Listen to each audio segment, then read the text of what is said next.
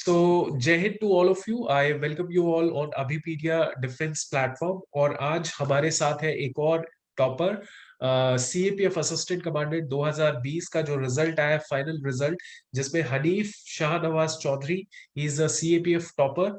और सारी चीजें इनसे डिस्कस करेंगे, बैकग्राउंड, इनकी स्ट्रैटेजी, बुक्स, एवरीथिंग। और कुछ यूनिकनेस है इनके अंदर, तो वो सारी चीजें बात करेंगे।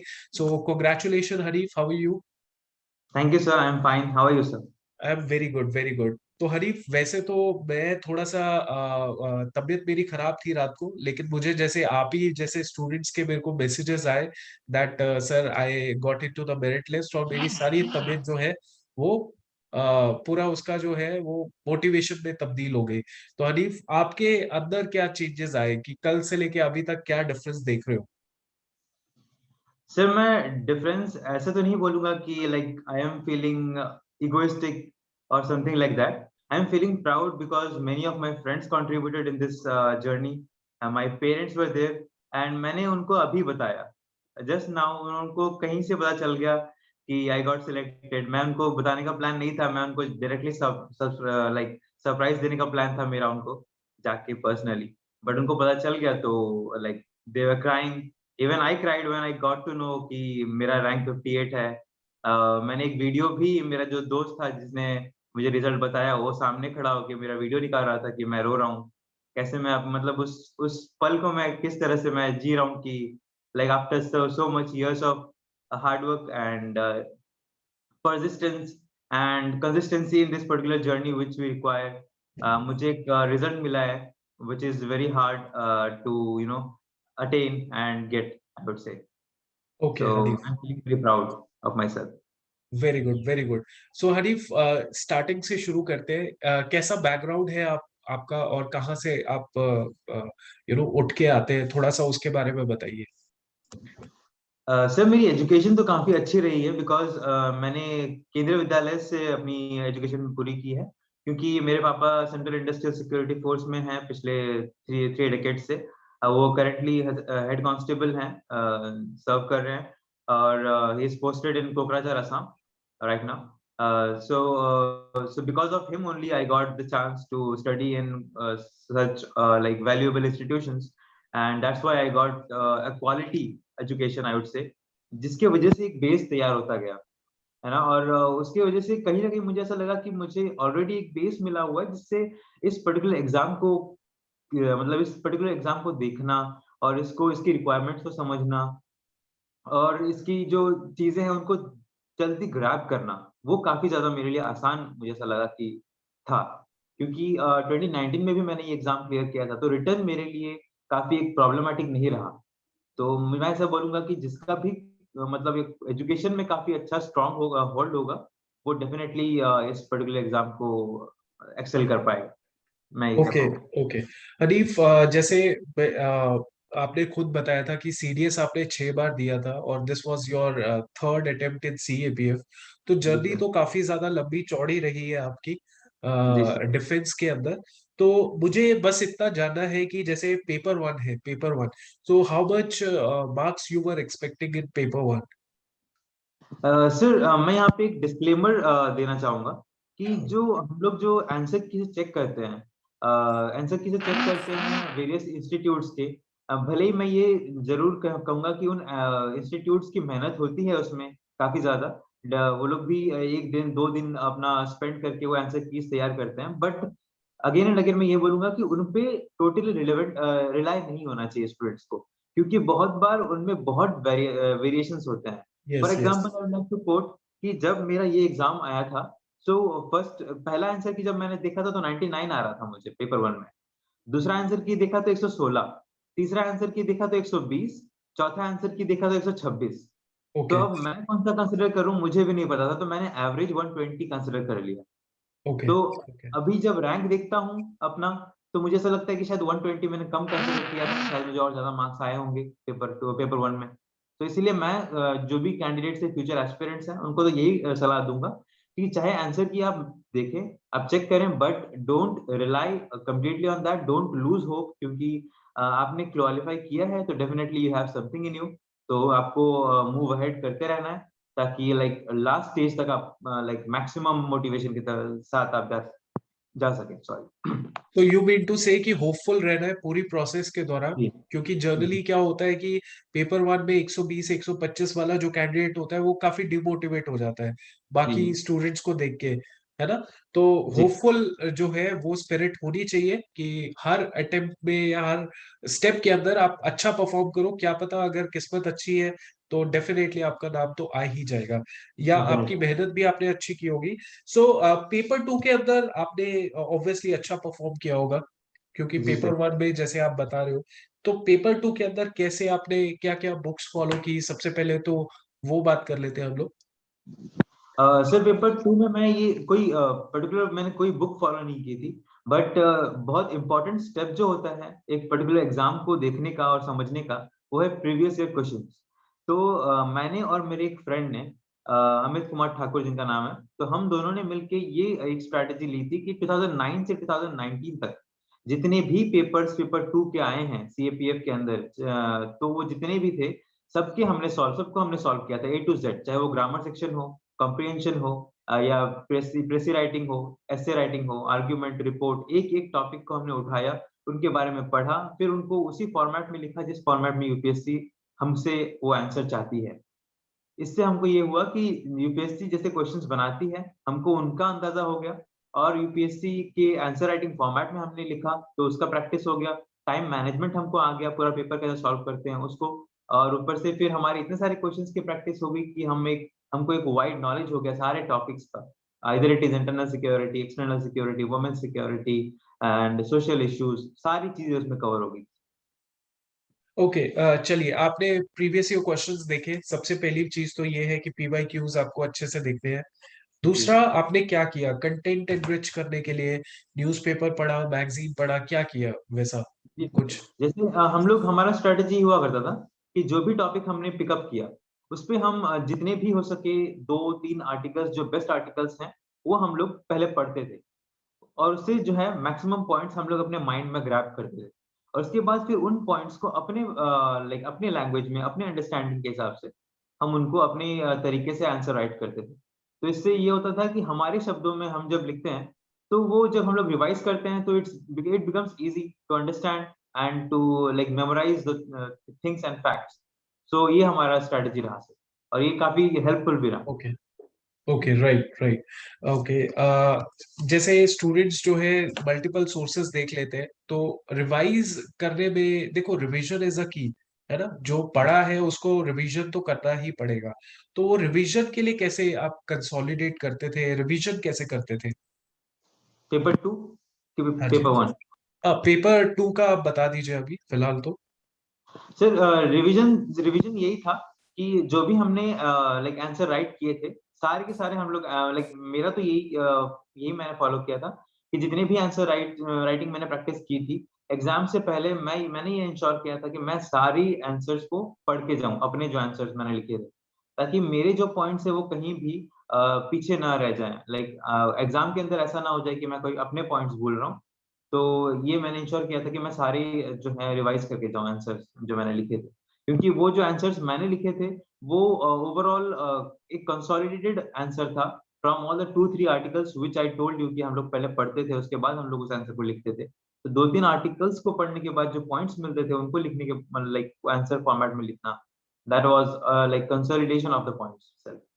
Okay, let's talk about paper one. तो मुझे आप जल्दी से जल्दी आप बता दीजिए हिस्ट्री के लिए कौन सी बुक्स फॉलो की, ज्योग्राफी, पॉलिटी, इकोनॉमिक्स, ताकि स्टूडेंट्स को लगे कि बुक्स तो सेम है, बस थोड़ा सा उसको रिवाइज आपने जल्दी किया, अच्छे से किया, समझा अच्छे से, इसीलिए आपने एग्जाम क्वालिफाई किया। बताइए इसके ऊपर। सर मैं ये कहना चाहूंगा कि कुछ ही बुक्स होते हैं, उन्हीं को ही फॉलो करना होता है रिलीजियसली, चाहे कुछ भी हो जाए, बस उन्हीं पे ही फोकस रखना है, इधर-उधर नहीं डोलना है हमें।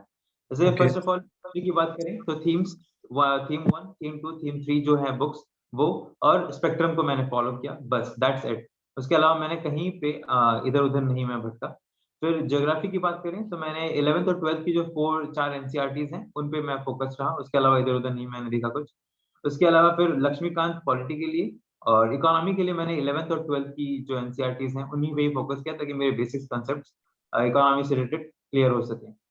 बस ये 4 सब्जेक्ट जो मेन है अपने ये इनमें यही बुक्स मैंने फॉलो किए। इसके अलावा मैथ्स के लिए मैंने सीएपीएफ एसी मेंट sorry mission hub CAPF hub उन्होंने एक लिस्ट दी थी जो कि इम्पोर्टेंट मैथ्स टॉपिक्स होते हैं। तो वही मैंने उन्हीं को प्रिपेयर किया था क्योंकि वो एक काफ़ी रिसर्च बेस्ड टॉपिक लिस्ट था। तो मैंने उन्हीं को प्रैक्टिस किया और वहीं से ही हो लाइक फॉर्चुनेटली क्वेश्चंस आए। और रीजनिंग का भी वही सेम मेथड होता है कि ये 10 टू 12 टॉपिक्स फिक्स होते हैं, उन्हीं में से ही क्वेश्चंस आते हैं। तो आपको उन्हीं की ही प्रैक्टिस करनी होती है और वही क्वेश्चंस आपके आएँगे। तो इससे क्या होता है कि आपका कॉस्ट टू बेनिफिट रेशियो जो है हम लोग एक देख के चलते हैं, वो आपका काफ़ी हाई हो जाता है। और सर इसके अलावा करंट अफेयर्स के लिए मैंने मिशन हब के मैगज़ीन्स फॉलो किए थे। काफ़ी ज़्यादा ए टू ज़ेड मैं उनको बार-बार रिवाइज़ करता था। इवन बिफोर एग्ज़ाम मतलब एग्ज़ाम की घंटी बजने से पहले तक मैं उनको रिवाइज़ करता रहता था, मतलब ताकि आपने ओवरऑल 6 महीने की मैगजीन को फॉलो किया है या उससे ज्यादा का टाइम पीरियड कवर किया? सर लाइक हालाँकि मैं मतलब ऐसा एडवाइस करूँगा कि जनवरी से जुलाई तक का जो होता है, हमको उसी में फ़ोकस करना चाहिए। बट जो कि मैं पिछले से काफ़ी पुराना एस्पिरेंट रहा हूँ, तो मैं पहले से पढ़ता आया था। तो मुझे ऐसा पुराने करंट अफ़ेयर्स को फ़ॉलो करने में कोई ऐसा संकोच नहीं होता था कि ओके अगर 6 महीने का ही करना है, 7वाँ महीने का नहीं करना है क्योंकि हाँ, टाइम वेस्ट होगा। ये ऐसा दिमाग में नहीं होता था। Okay okay, right right right. और आपका जो इंटरव्यू रहा, आपने जी। इंटरव्यू में डेफिनेटली बहुत अच्छा परफॉर्म किया होगा। जी, सर। तो इंटरव्यू कैसा था कि बोर्ड कौन सा था, कैसा आपका रिएक्शन था, ओवरऑल इम्प्रेशन कैसा पड़ा था आपका?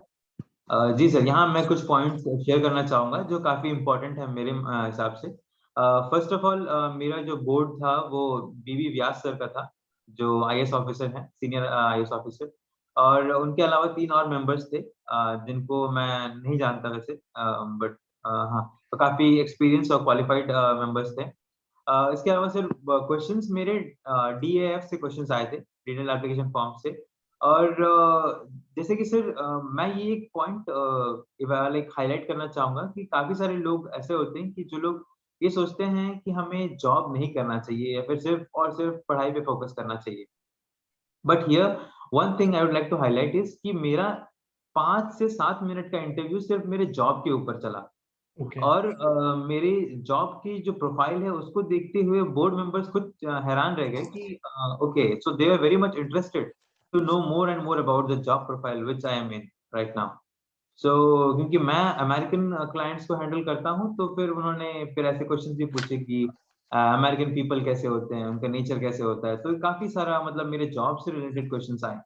तो ये मैं सबको ये सजेस्ट करूँगा कि आप एक जॉब से कुछ न कुछ कहीं न कहीं तरीके से ज़रूर जुड़े रहें, ताकि एक मैच्योरिटी आपके अंदर आए, एक रिस्पॉन्सिबिलिटी आपके अंदर आए और आप जब जाएँ वहाँ पे तो आपके पास एक वो होना चाहिए कि लाइक दे हैव एक set of questions for you. एक यस। पर्टिकुलर एरिया होना चाहिए उनके पास कि जिससे आपको एक वो जज कर सके। और इसके अलावा से मेरा सीआईएसएफ का जो बैकग्राउंड है मेरे पापा जैसे कि मैंने बताया कि सर्व कर रहे हैं, तो वहाँ से मुझे काफ़ी सारे क्वेश्चन्स थे। और ऐसा एक थोड़ा ट्रिकी क्वेश्चन भी था कि सिर्फ़ पापा हैं आपके सीआईएसएफ में इसीलिए आपको सीआईएसएफ में जाना है या कोई और रीज़न भी है? तो मुझे उनको एक्सप्लेन करना पड़ा, सीआईएसएफ की खूबियाँ बतानी पड़ी उनको। और सर यहाँ मैं एक और पॉइंट हाइलाइट करना चाहूँगा कि को कहीं किसी-किसी जगह पे होता है कि आपको खुल के, हँस के बात करनी होती है। जैसे कि ये जो सीआईएसएफ वाला मामला था, ये सीआईएसएफ वाला मामला मेरे दिल के बहुत करीब था। तो यहाँ पे मैं हँस-हँस के मैं बात कर रहा था। मुझे याद है अभी भी वो हँसी मेरे मुँह में जो थी, मेरे लाइक जो थी मैं जिस तरह से बात कर रहा था मुझे अच्छे से याद है। मैं एन्जॉय कर रहा था उस मोमेंट को जब मैं एक्सप्लेन कर रहा था सारी चीज़ें। इसके अलावा जब जॉब की बात हो रही थी, वहाँ भी मैं काफ़ी हँस के बात कर रहा था क्योंकि मैं जी रहा था उन पलों को। उसके अलावा जो सीरियस क्वेश्चन्स होते हैं, उनमें हमको काफ़ी फ़ोकस रह के और like very like well maintained answer हमको देने होते हैं। सपोज़ कि जैसे कि मुझे ग्लोबल वार्मिंग के ऊपर क्वेश्चन पूछा गया था, तो वहाँ पे डायरेक्टली ऐसा पूछा गया था कि कॉजेज़ एंड इफेक्ट्स बताइए। तो कॉजेज़ जो होते हैं वो और इफेक्ट्स जो होते हैं वो, एकदम डायरेक्टली हमको वो आंसर्स बताने हैं और येस अननेसेसरीली हमको वहाँ पे एक्सप्रेशंस नहीं देने हैं। जहाँ पे एक्सप्रेशन की ज़रूरत है, वहाँ पे देने हैं, जहाँ पे एक्सप्रेशन की ज़रूरत नहीं है, वहाँ नहीं देने। मुझे ये लगा मुझे ऐसा लगता है कि हाँ, ये चीज़ों ने काफ़ी ज़्यादा इंटरव्यू में मेरी हेल्प की हो। ओके। सो ऑब्वियसली आपके फादर सीएसएफ में हेड कांस्टेबल हैं, तो जी जब फादर को ये चीज पता लगी होगी तो मेरे ख्याल से तो एक अलग ही सेंटिमेंट्स होंगे, क्योंकि देखो जी बहुत बड़ी चीज होती है वो, तो चलो आपको खुद को भी पता ही है, क्योंकि जी आपने उस चीज को पाने के लिए तभी इतना हार्डवर्क किया, और you keep on going. And आपके साथ जो आपके साथी हैं वो भी वैसे ही थे, जो पूरे जोश जुनून के साथ इस चीज के साथ लगे हुए थे, राइट। कुछ का हो गया, कुछ का नहीं हुआ, दैट इज जी another story, but obviously Hanif, मेरे को खुद को बहुत अच्छा लगा, बिकॉज मैंने यहाँ पे जो सीएसएफ हेड कांस्टेबल लिखा हुआ था आपके डैफ के ऊपर, वो चीज एक अलग चीज है, और ऊपर से सीडीएस 6 बार देना, 3 बार सीएपीएफ देना, तो आपसे तो सीखने को काफी ज्यादा लोगों को मिल रहा है कि just be patient and just keep on working. तो जी कुछ ऐसी चीजें, कुछ एक्स्ट्रा जो यूनिक आपने जो मिस्टेक्स की अपने लास्ट 3 अटेम्प्ट्स पे, और जो कि आप चाहते हो कि सामने वाले को ना पता लगे, सामने वाला ना करे, तो ऐसा कुछ आप बता सकते हो? आपको सवाल समझ आ गया? हाँ जी, बताइए। सर, क्या आप वापस रिपीट कर सकते हैं? आई एम हाँ, रियली मैं सॉरी। यही कह रहा हूँ कि आपकी जर्नी काफी ज्यादा थी, मतलब 6 अटेम्प्ट सीडीएस, 3 अटेम्प्ट सीएपीएफ के, तो ऐसी कोई चीजें जो आप चाहते हो कि मैं बताऊं, ताकि अगले वाला स्टूडेंट जो है वो ना मिस्टेक्स करे, कुछ जो मिस्टेक्स आपने की वो हाईलाइट करना चाहते हो? जी सर, मैं ये बोलना चाहूंगा कि काफी सारे एस्पिरेंट्स होते हैं, काफी लेट उनको ये पता चलता है कि सीएपीएफ नाम का कोई एग्जाम होता है, क्योंकि जब वो सीडीएस के अटेम्प्ट्स एग्जाम्प्ट कर चुके होते हैं तब उनको ऐसा लगता है कि हाँ, अब सीएपीएफ की तरफ मुड़ना चाहिए, क्योंकि वो भी एक वर्दी देती है। बट मुझे ऐसा लगता है कि सीएपीएफ का दर्जा भी उसी लेवल का है जिस लेवल का सीडीएस का है, इसको नजरअंदाज नहीं करना चाहिए। अगर किसी को सीएपीएफ में आना है तो उसको स्टार्टिंग से ही प्रिपरेशन शुरू कर देना चाहिए। अगर आपको पहले इन्फॉर्मेशन नहीं है तो ग्रेजुएशन के वक्त इन्फॉर्मेशन ले लीजिए, उसके बाद आप प्रिपरेशन में जुट जाइए। और या फिर आपको ग्रेजुएशन में भी नहीं मिला तो ग्रेजुएशन के बाद अगर आपको गवर्नमेंट सर्विसेज ज्वाइन करनी है, तो वर्दी पहननी है, तो फिर रिसर्च करिए, प्रॉपर्ली एक्सटेंसिव रिसर्च कीजिए और उसके बाद तुरंत प्रिपरेशन में जुट जाइए। मेरे यहाँ पे ऐसी गलती हुई थी कि 2018 वाला जो मैंने अटेम्प्ट दिया था और 2019 वाला अटेम्प्ट इवन कि ऐसा हुआ था कि 2018 अटेम्प्ट मेरा जस्ट आफ्टर कॉलेज था, तो lack of preparation was the main thing.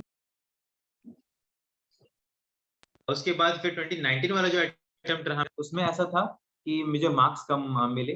भले ही मेरा एग्जाम क्लियर हुआ था बट अनफॉर्चुनेटली मेरा कैंडिडेटशिप कैंसिल हो गया था जस्ट बिफोर द इंटरव्यू।